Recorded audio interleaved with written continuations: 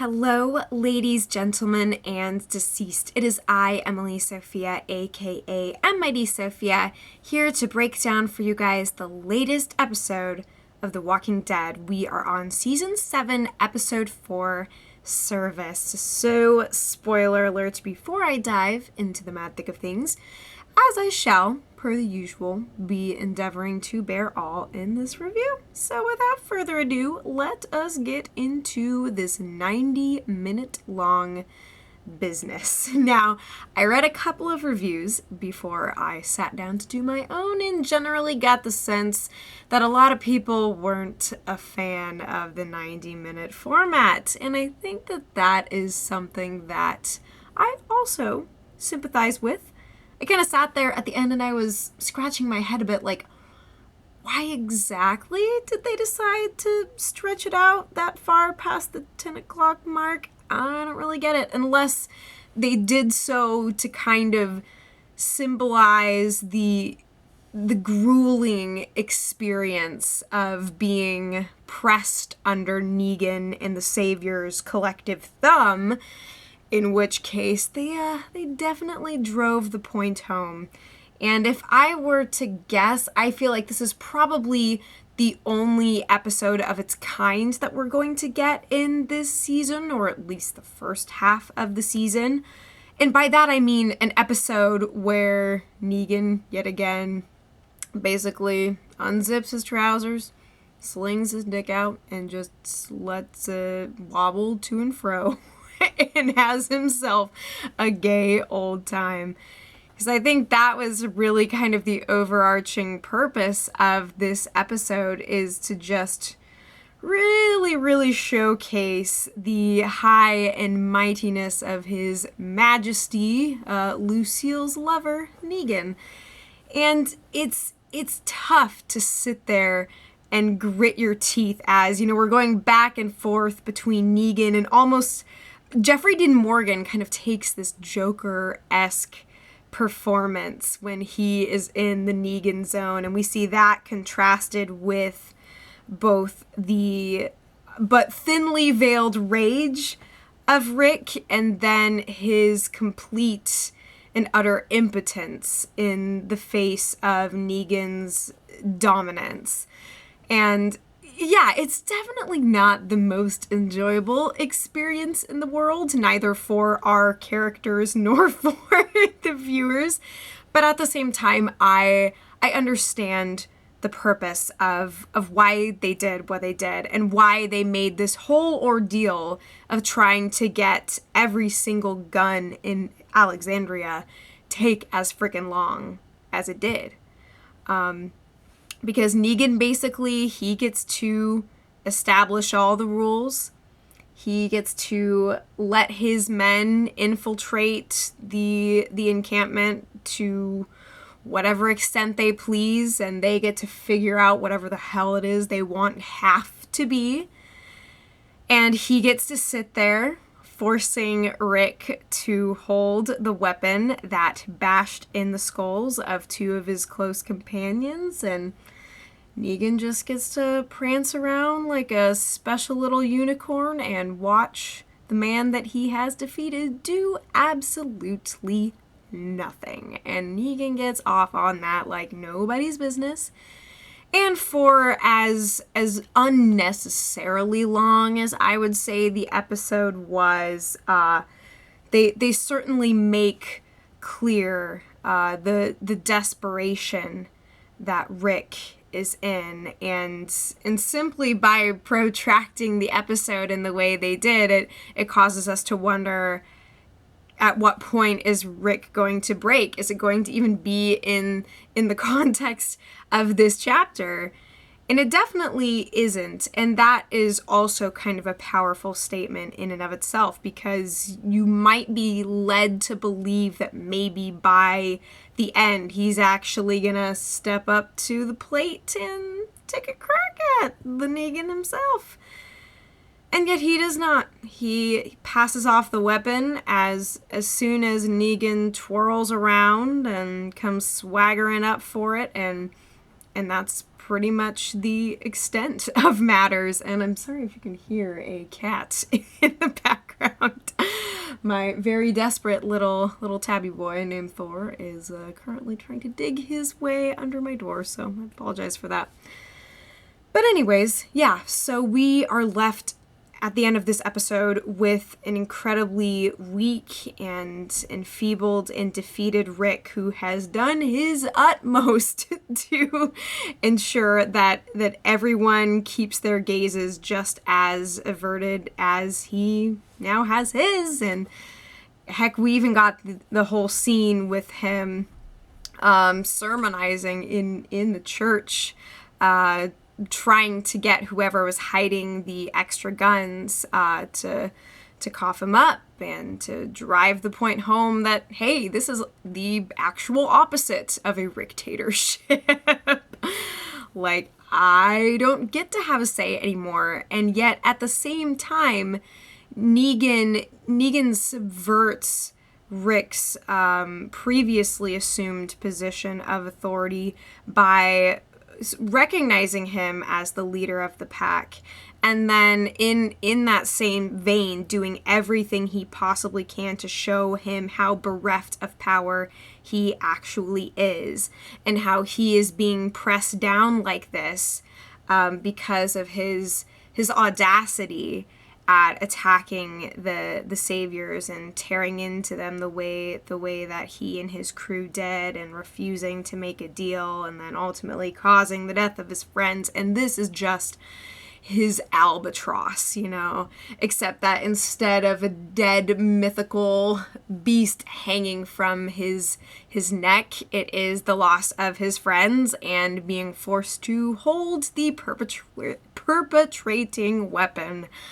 And that friggin' sucks.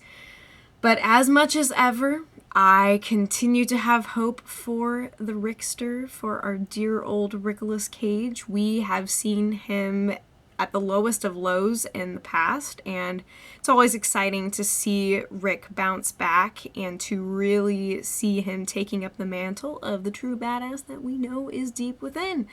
But right now, he is demoralized as all get out, and it is ultra understandable. And Andrew Lincoln, as much as ever, puts on a very excellent performance, trying to balance the disparate emotional states of Rick as he is trying to appease and lay low, and then establish at least some semblance of a life for the people around him. A semblance of a life in that it's not a life that's free, but it's a life that's given. One that he has to say the words thank you for. Oh Lord, does it hurt. It is a bitter pill to swallow, and yeah, Negan likes to dispense said bitter pills with as much frequency as he possibly can. And we know that that the impending battle that's going to go down between the Alexandrians and the Saviors, and most likely the Hilltop community as well, maybe even some fellas from the kingdom, who knows? It's gonna be cathartic, it's gonna be explosive, and these are all things that I at least hope we can look forward to. And this is the episode where we see the lowness, the emotional constipation / asphyxiation. It's just not pleasant for anyone whatsoever. Another thing that I saw people complaining about in some of the different reviews that I picked up on is the idea that seeing Negan swagger around like this and assert his authority isn't necessarily all that powerful to behold. Mostly because of just how brutal and terrible things were in the premiere. And so it's like, okay, clearly Negan has done the worst of what he's going to do. But on the flip side, seeing how Negan persists at sauntering around and strutting his stuff and shaking his tail feathers, like it's the insult on top of the injury. And so I think that is something that either is just going to really grind your gears and piss you off and completely turn you off to what's going on, or it's something that's going to keep you engaged to the point that the rebellion is staged, you know?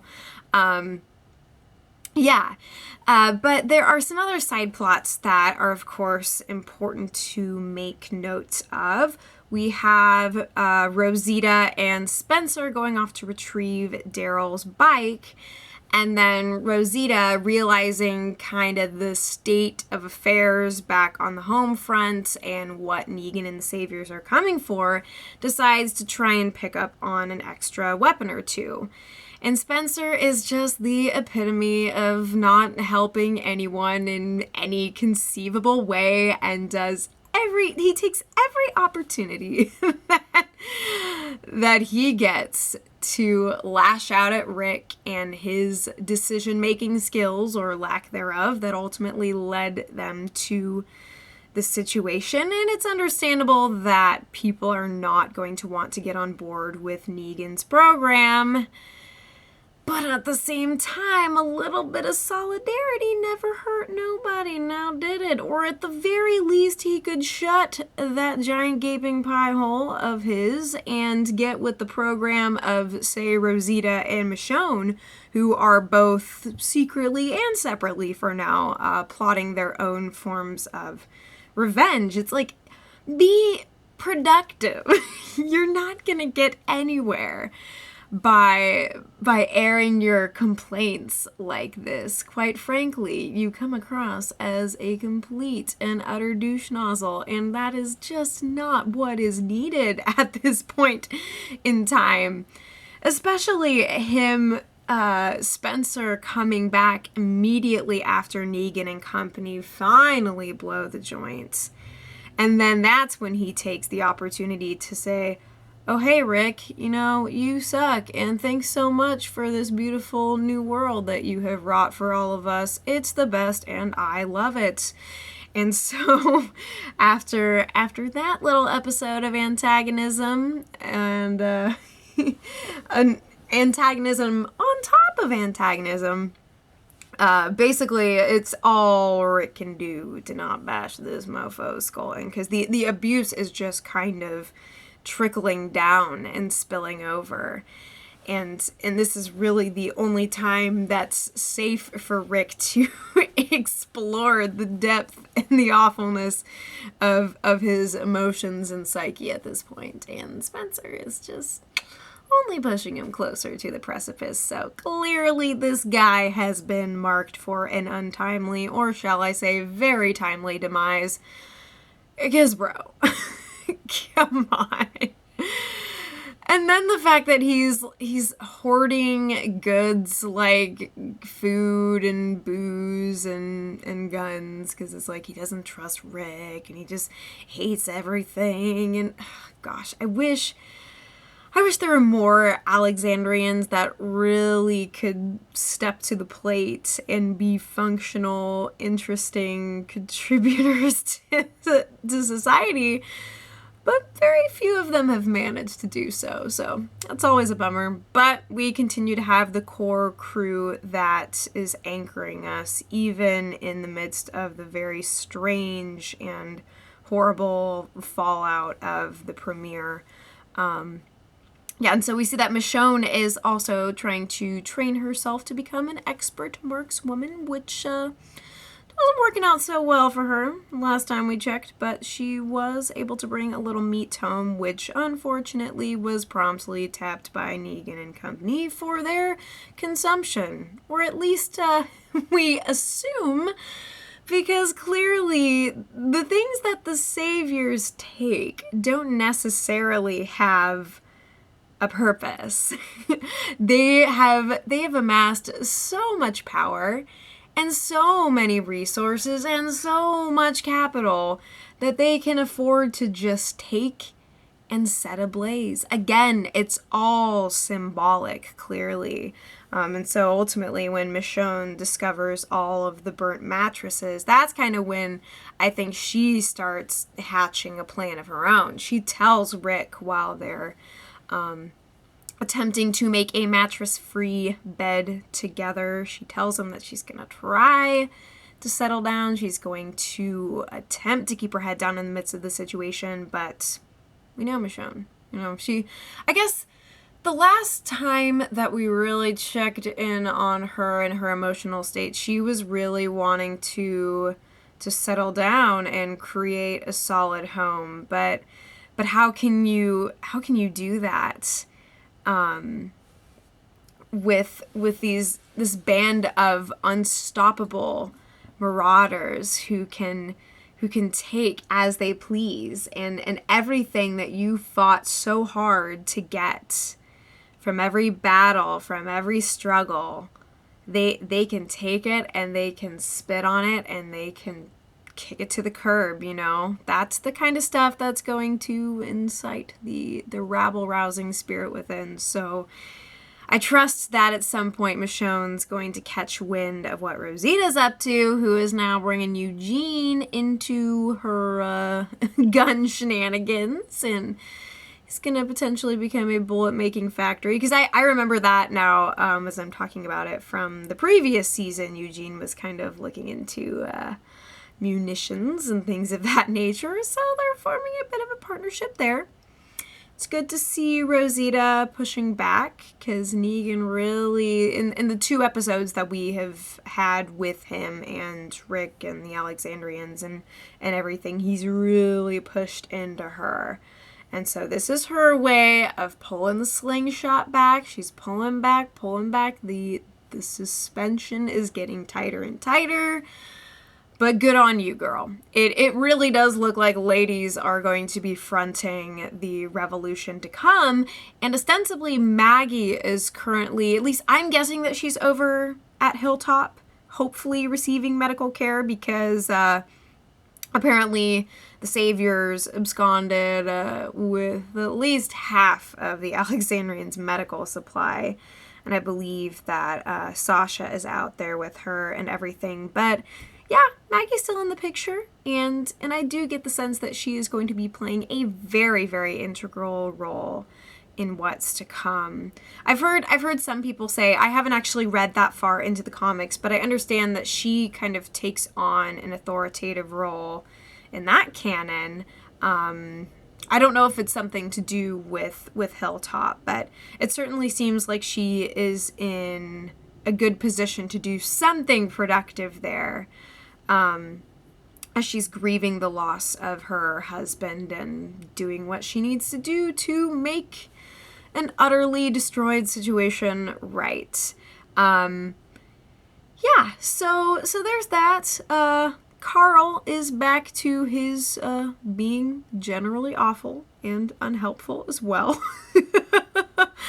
I don't know what it is that he thought he was doing, waving a gun in the face of that savior and then having to embarrass his father by forcing him to plead with him to put his weapon down. And Negan just digging his nails in even further. That guy is just the jackass of the century, and yet, like, the only release valve that I had in every single confrontation with Negan was laughter, because good Lord, is Jeffrey Dean Morgan having a hell of a fun time. It's just insane. And he's just like this freaking little wind-up toy monkey, like one of those with like the clapping cymbals, and he just dances around and he basically does the same old thing to the point that it could get boring, and yet at the same time it just doesn't. And honestly, the way that he speaks, I know it would be so different if we were watching this, say, on Showtime or HBO or some premium cable channel, because he would be dropping F-bombs left and right, and probably very creative versions of the F-bomb, much in the way of Deborah Morgan from Dexter and other famous sailor-mouthed individuals. But yeah, so the writers have an interesting challenge in finding fun ways for Negan to express his thoughts about things. And every once in a while, he can get something particularly crass in the mix. But generally, it's all very cartoonish and silly sounding, since there are certain vulgarities that they just really can't tap into. And as far as I know, they can... Is The Walking Dead one of those shows where they can only have like one F-bomb per season or something like that? Because I think it was similar with Breaking Bad too. But I'm kind of reminded of how, like, the Abraham-isms that we used to get. Like, he had a very funny manner of speech as well. And Negan does too. I actually laughed quite a bit when Father Gabriel popped up and he was just like, "You are creepy as shit." And I was like, that's a compliment. For sure. Maybe Father Gabriel will be the secret weapon in this mix, you know? I'm rooting for the guy. He sure is an optimist at this point in time, but I guess we need one of those. Oh, and by the way, guess who made his little way back into conversation this episode is the one and only Shane. And Rick pays lip service to basically, I guess, what he knew all along, which is that Judith is not his.